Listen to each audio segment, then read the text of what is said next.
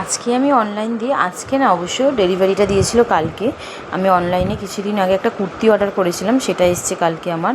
কিন্তু এমনই দেখো, নতুন জিনিস দেখলে আমি থাকতে পারি না। কিন্তু আমি এমন ব্যস্ত হয়ে গেছি এখন যে কালকে ডেলিভারি দিয়ে গেছে, আমি কালকের থেকে এখনও খুলিনি। আজকে প্যাকটা খুলবো, তাই তোমাদের সাথে একটু শেয়ার করছি যে কীরকম কুর্তিটা এসছে। আর এটা খুলতে খুলতে একটা কথা বলি, আমি কিছুদিন আগে মানে 1 সপ্তাহ 1.5 সপ্তাহ আগে আমার হাজব্যান্ডকে কথা দিয়েছিলাম যে আজকের থেকে আমি কোনো বাজে পয়সা নষ্ট করবো না। বাজে পয়সা বলতে যতদিন না পুজো আসছে আমি নিজের জন্য কিছু কিনবো না, আর ছেলে মেয়ে কারোর জন্যই কিনবো না। মানে এতটাই কিনে ফেলি আমি যে মানে মাথা আমার যখন দেখি এটা পছন্দ হচ্ছে কিনে ফেলি, এরকম তাই আজকে ওকে বলেছিলাম। তাই এটা কুর্তিটা মানে ভালো লেগেছে, অর্ডার দিয়ে দিয়েছি।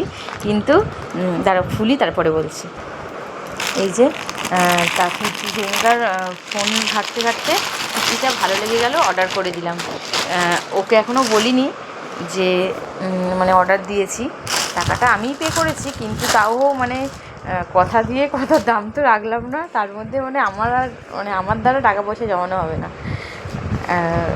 এটা বলার জন্য এগুলো। দেখো এই কুর্তিটা নিয়েছি ফ্লিপকার্ট দিয়ে। কেমন লাগলো জানিও তোমরা, তোমাদের যদি ভালো লেগে থাকে আমি লিঙ্কটা কমেন্ট বক্সে দিয়ে দেবো, তোমরা নিতে পারো।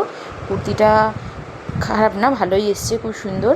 এই রেডের মধ্যে হোয়াইট কালার করা আছে, আর পুরো পিওর কটন, একদম পাতলা, একদম গরমে পরে খুব আরাম পাবে। তোমরা নিতে পারো, দেখতে পারো, যদি ভালো লেগে থাকে। বাই।